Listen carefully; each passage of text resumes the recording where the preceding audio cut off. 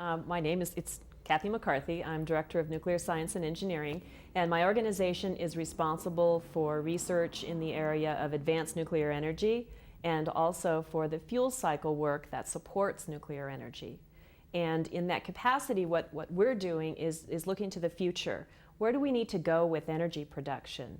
And why do we need to do that? If you look right now at world energy needs, let's take 50 years from now. In 50 years, because we want to bring the developing countries up, we will need to increase our energy production by about 2.5 times the existing world production. So that's a lot of additional energy. And what's the best way to do that?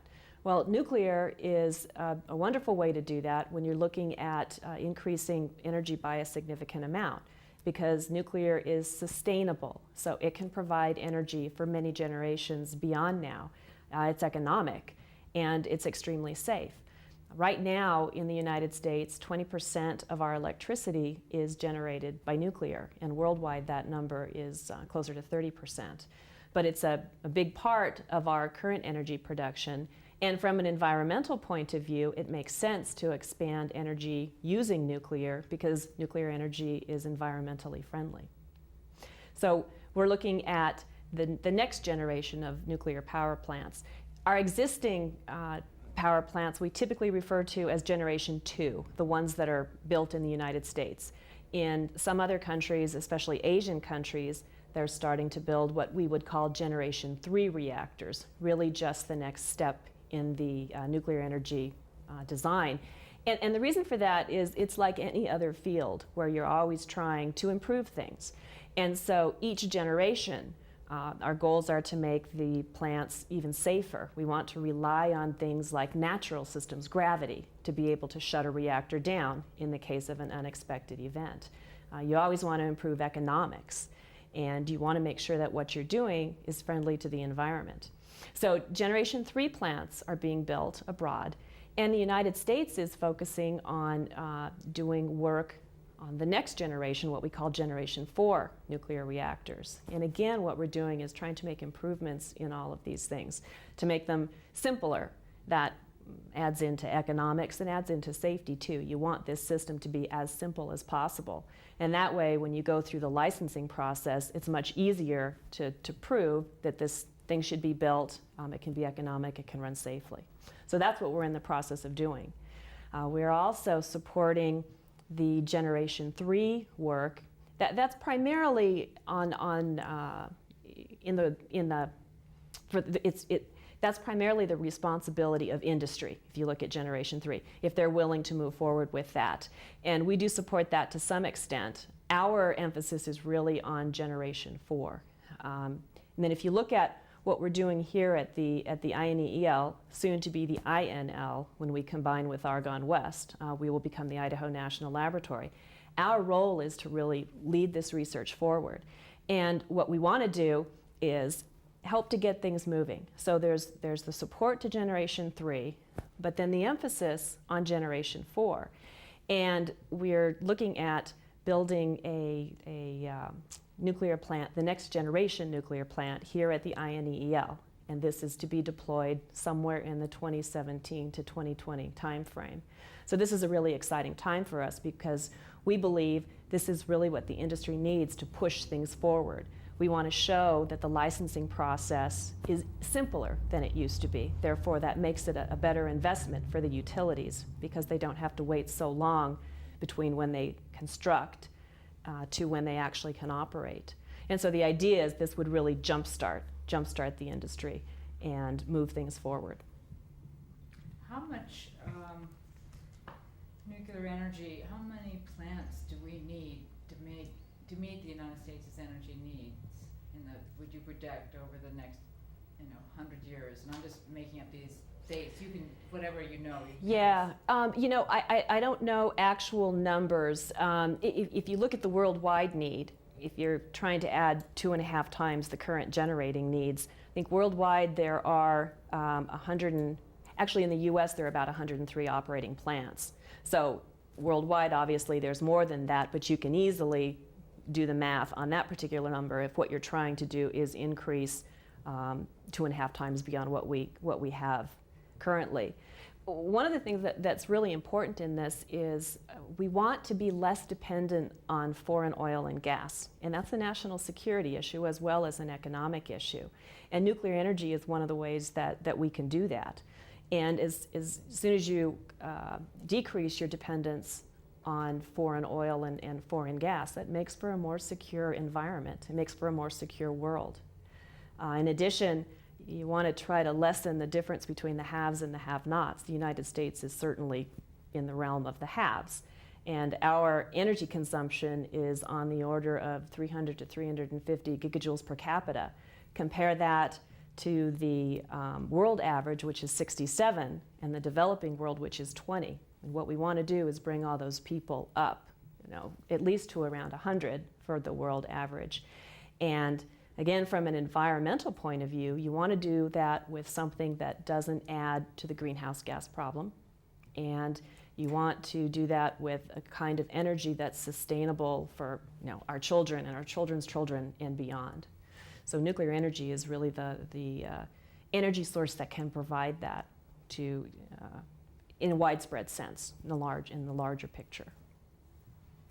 One of the things you've mentioned as a key criterion for the future is safety. Mm-hmm. Can you talk about how would you characterize the safety that we have now on a plant, and how will it differ in the future? Okay. Our existing plants, if you look at the nuclear industry in the United States, it's an extremely safe industry. Very, very few off-normal events, and even the ones that we have had, the plants have responded very well. Especially, take for example 3 Mile Island, which is the accident in the United States that people tend to point to. Even with all the things that went wrong, we did not have significant consequences from that. We didn't have lasting consequences from that. But what we're trying to do with each generation is make that safety case even simpler and make the overall safety better. So for example, in the next generation nuclear plant, which is the plant that we hope to build at the INEEL in this 2017 to 2020 timeframe, that's an extremely safe plant. And if there were some sort of an off-normal event, it would automatically shut itself down. Even if you were to lose all of the cooling, it still would automatically shut itself down so that you would not have a release of radioactivity. So those are the types of things that we're building into the plants, rather than having a system that a human needs to turn on. You want to rely on things that happen naturally. And that's really the emphasis in this next generation of plants. There was a lot of, in the early decades, there was a lot of testing that showed that very thing. The loss of fluid testing in 1986 with the EBR2, they tested that it shut itself down. So you're just incorporating what we knew into this. So why didn't they incorporate that into these other generations? Well, if you look at the plants that were deployed in the United States, we have primarily light water reactors. These are water-cooled reactors. And some of the tests that you're referring to, for example, the liquid metal reactors, had a different kind of coolant. The existing plants do rely on systems basically to kick in to cool things down if there's an off-normal event. And this next generation won't do that. We're even looking at some water-cooled reactors. There is something called the Supercritical water reactor, which is basically just our existing light water reactors running at higher temperature and higher pressure. And that's advantageous from an economic point of view.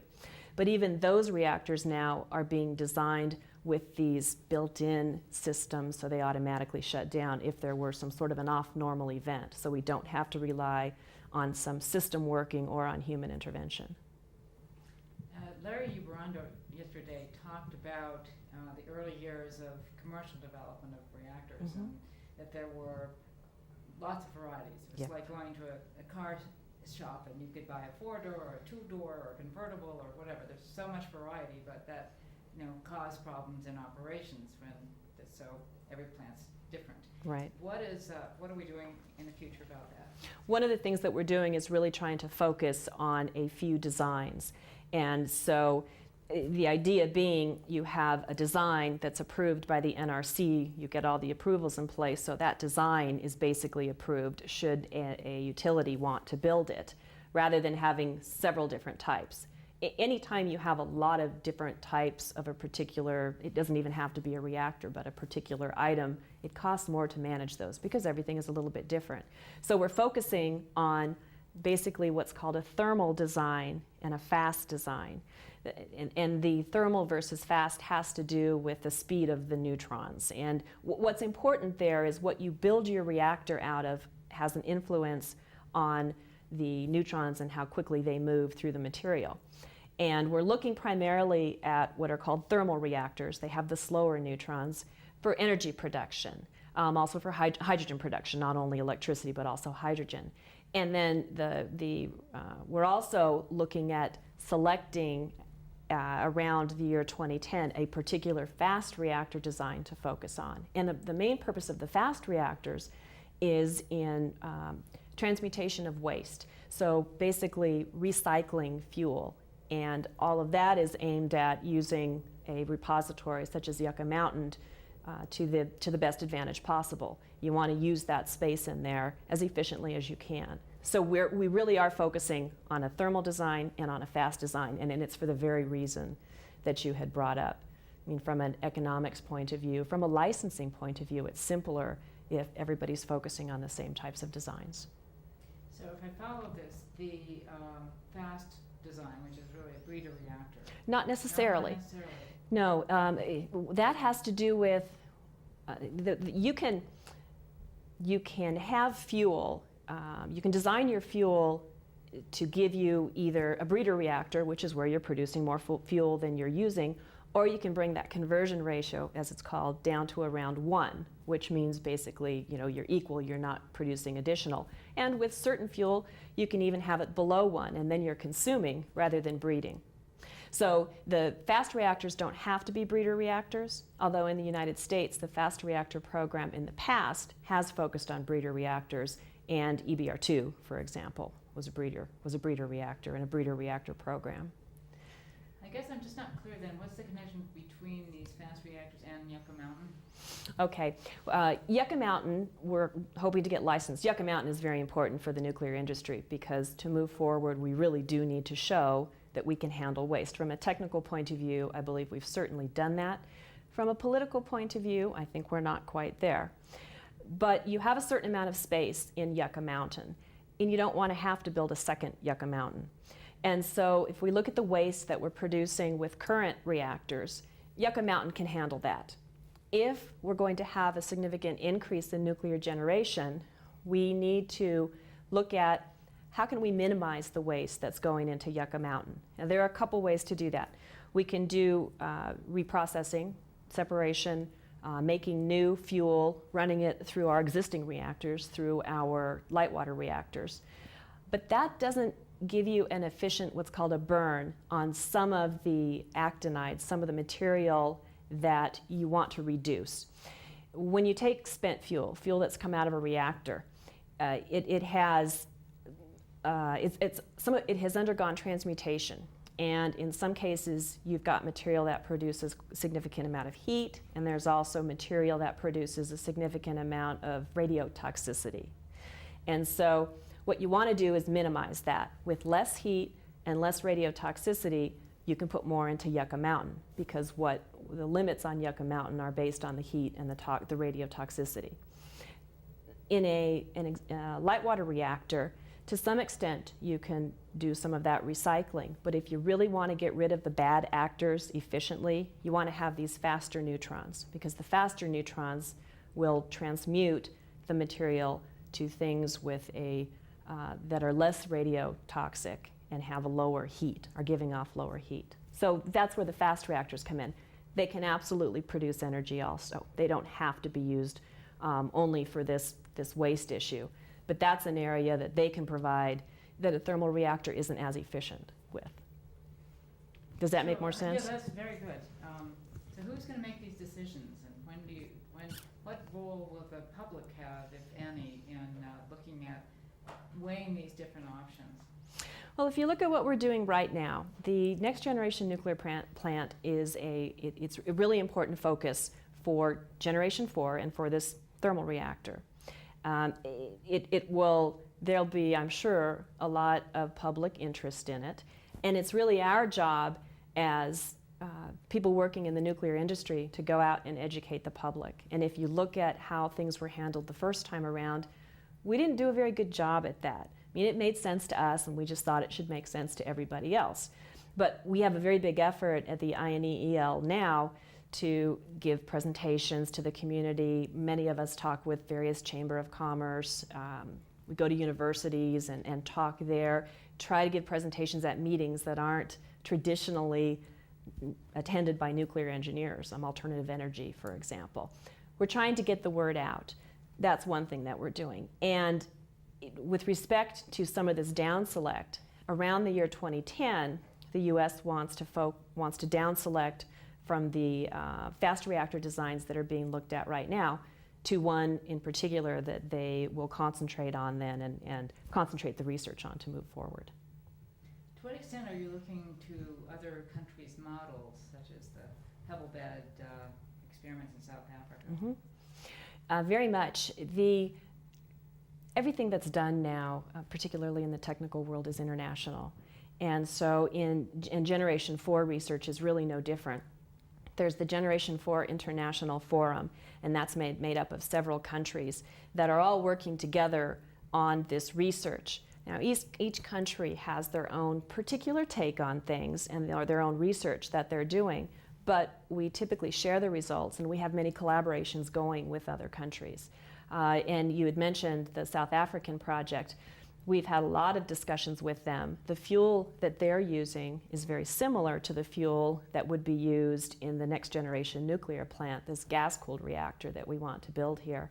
The South Africans have some interest in the United States doing some testing, and that could potentially be tested in the Advanced Test Reactor out at the INEEL site. And so we're also having discussions about codes and models and that type of thing. A lot of for example, if you take the RELAP 5 model that was developed here at the INEEL, that's used worldwide. It's looking at systems and fluid flow and that type of thing, already used worldwide. So it's definitely a worldwide effort, collaborative. The nuclear program is very much an international program, the Nuclear Energy Research Program, and we're working through what's called the Generation 4 International Forum to develop many of these designs.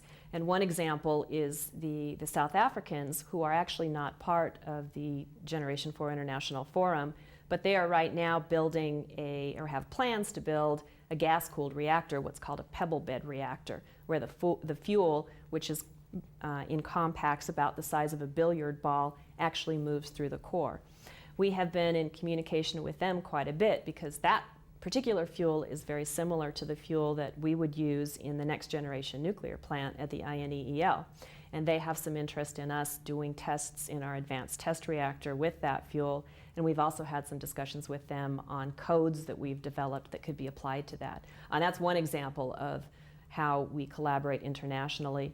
Another example is on the next generation nuclear plant that we'd like to build here. The French are very interested in that, and so we do have discussions. In all cases, while there is this international collaboration, each country has its own particular view of how it should be done and particular research that they're focusing on.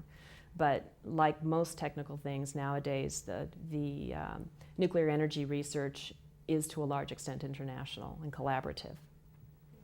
The next generation nuclear plant has two roles. One is to show electricity production economically, and the other is to produce hydrogen. And the exciting thing about this is during the times when electricity can be sold at a higher rate, utilities can use this plant to produce electricity. And then at times when the demand for electricity is less, the plant can be used to produce hydrogen. And hydrogen is extremely important because it can be used as a transportation fuel. And it's a very significant way that we could decrease our dependence on foreign oil imports. And so this plant that we're building will have this dual focus. And there are many different ways that hydrogen can be produced. And we're looking into many different ways, chemical means, but also we're looking at what's called high temperature electrolysis. And this is really the simplest thing to look at because electrolysis, everybody learns about in their college chemistry classes. What we're doing is boosting the temperature up, and we can produce hydrogen more efficiently, so on the order of 50% efficiency rather than some of the lower efficiency that regular electrolysis is on the order of 30%. And so when you look at hydrogen production, we produce a significant amount of hydrogen in the U.S. right now, and it's used to treat crude oil, for example, to sweeten it. They add hydrogen. But the hydrogen that we're using now is produced with fossil fuels. And that isn't really what you want to do in the future, because we want to, first of all, decrease our dependence on imports of oil.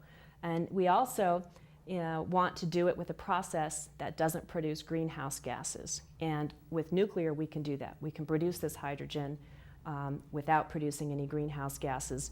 And it's a way to lessen our dependence on foreign oil imports. So it's again, really important for national security. Can you comment on how safe is this? How safe has what are the past practices generated in terms of releases that might be of concern? How has the site dealt with this? What's the future look like? Okay. In the United States, in commercial nuclear power plants, we have had no significant releases. Chernobyl and the type of reactor that Chernobyl is something that we would not build in the United States. That particular reactor had no containment. The types of reactors that we build in the United States, and that we're assisting the other countries with now too, because of course it's extremely important that worldwide nuclear energy is safe. We're really focusing on these safety systems. And education is important here because people have a tendency to be afraid of what they don't understand. If you take, for example, when cars were first introduced, people weren't interested in having a car because they were afraid of it. There are a lot of people who would much rather drive across the country than fly. But on the other hand, flying is really much safer if you look at the statistics. And so perception is very important, because for a person, perception is reality. And what we need to do is make sure we get the information out there about how extremely safe our existing plants are running, and how what we're doing in the new designs are going to make them even safer. It's very important that people understand all of the issues, not just the generation, but also, not just the electricity generation, but also the waste generation, and how we can deal with that waste, and how that waste can be safely handled and dispositioned. So all of these things are extremely important, and I think where we really need to start is in the schools with the kids at elementary age, because by the time they get to junior high and high school, they're already not aware enough of science in general, and certainly nuclear, and they start to form opinions based on what they hear, often things that aren't substantiated. And so those of us in the nuclear industry need to be as vocal as the anti-folks, because we need to get our word out. We can't just sit back and assume that everybody's going to get out the textbooks and read.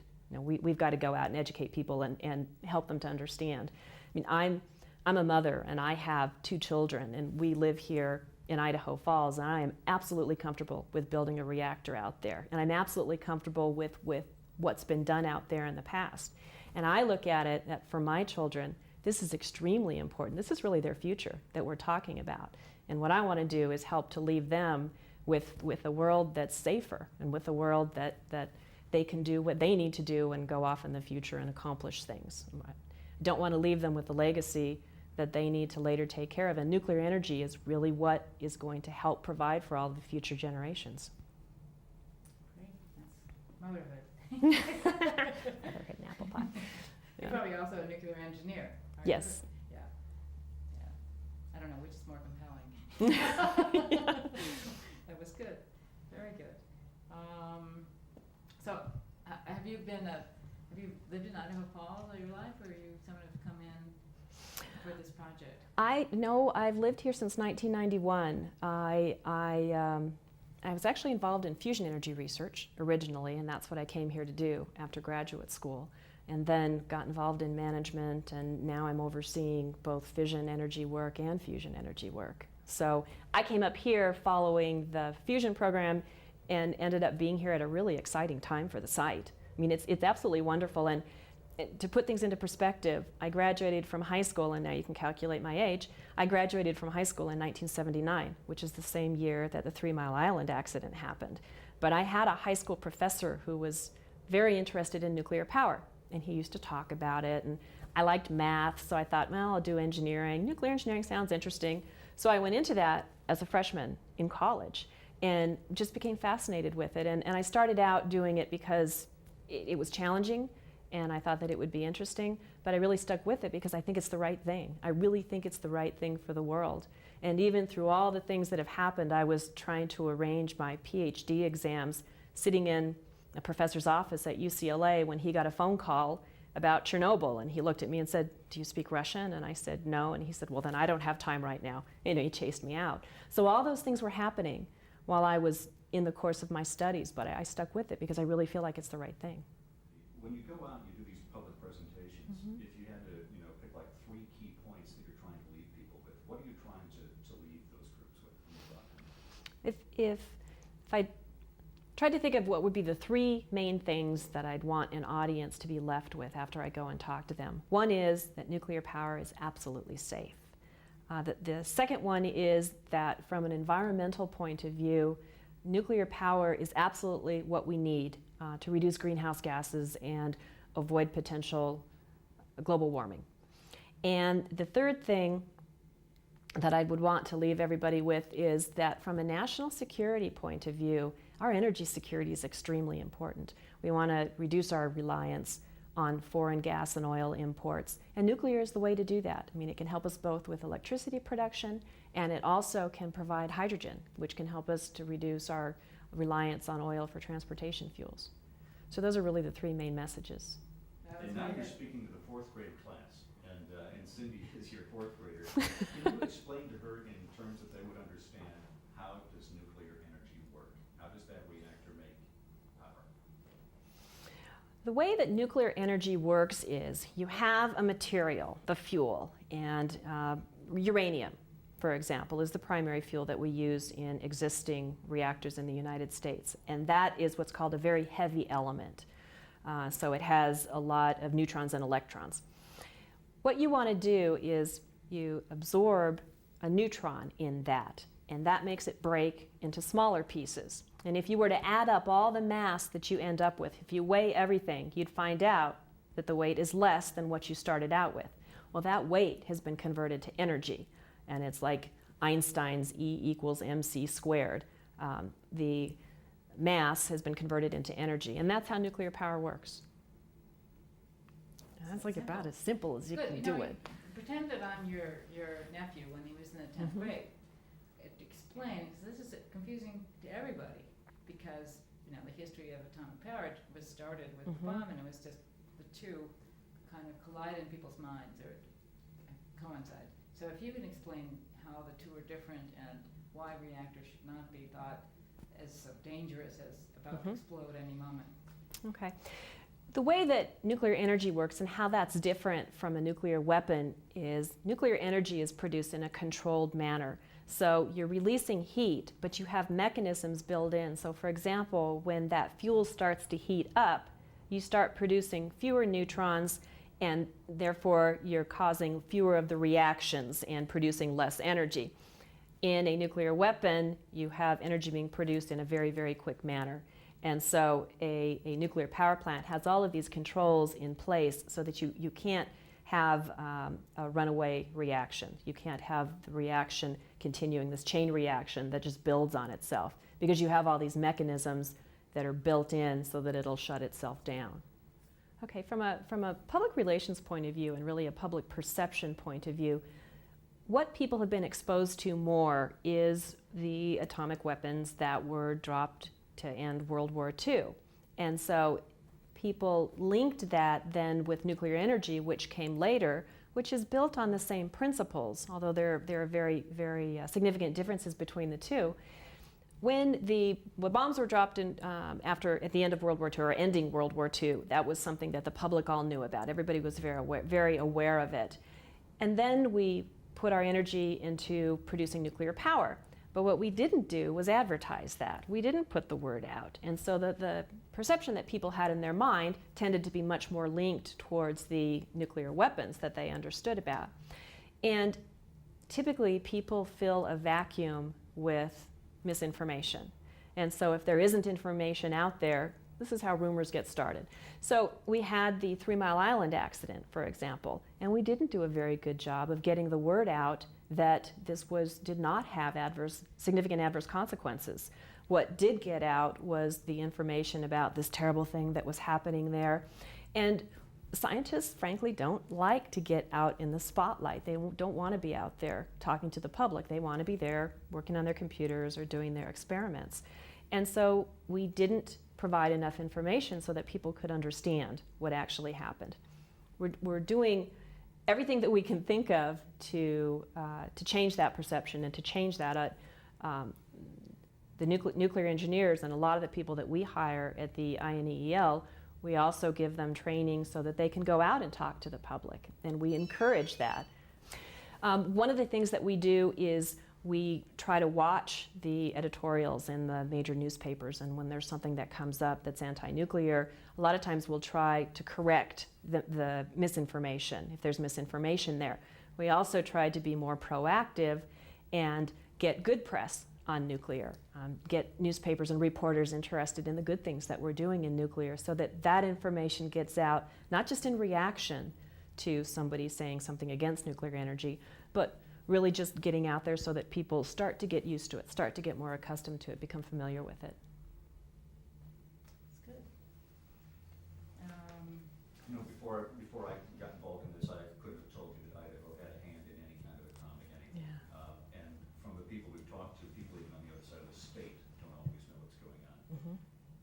Can you give us some idea of exactly how far-reaching the accomplishments in Idaho have been, where they reach, where you find the results of all the effort and innovation? Sure. The work that has been done at the INEEL since its inception, I think back in the 50s is when that was, has really brought forward nuclear energy.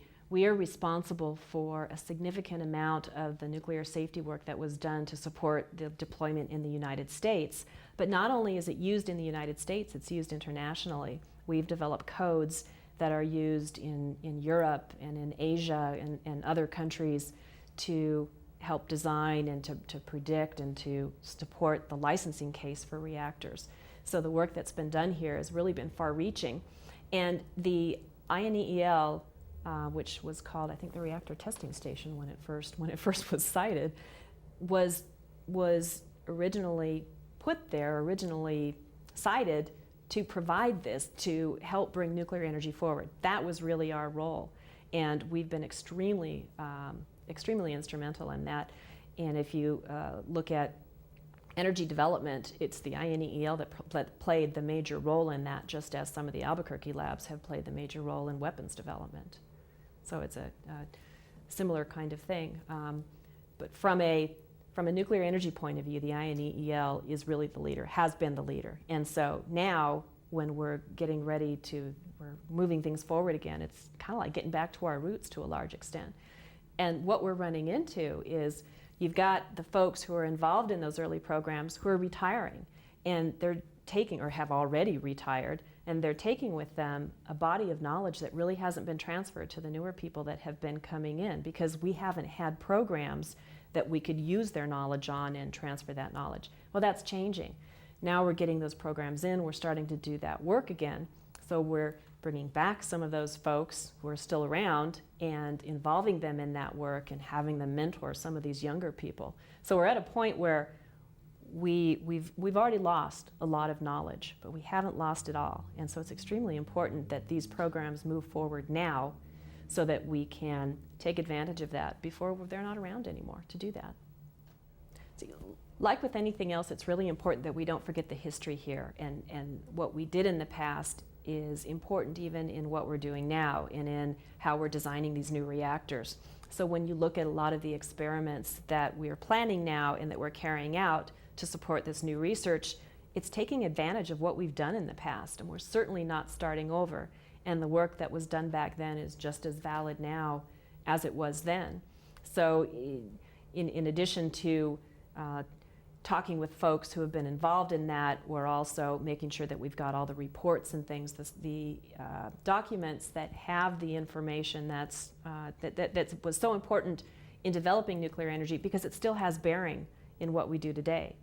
So we don't want to forget about that. And it's really important, I think, for the community to know what we're doing and for the community to understand how important Idaho has been to nuclear power in the past and what an instrumental role that it's playing as we move forward. I think there are a lot of people who aren't aware of what we're doing here. I was over in Boise several months ago, and people are very interested. They want to know. And I think that rather than waiting for them to ask, we need to make sure that we're getting out not just to the Idaho Falls community, which tends to be pretty aware of what we're doing, but to the surrounding communities, whether that be Jackson or across the state of Idaho over in Boise. We need to make sure that we're spreading that word so they understand the significant role that we're playing.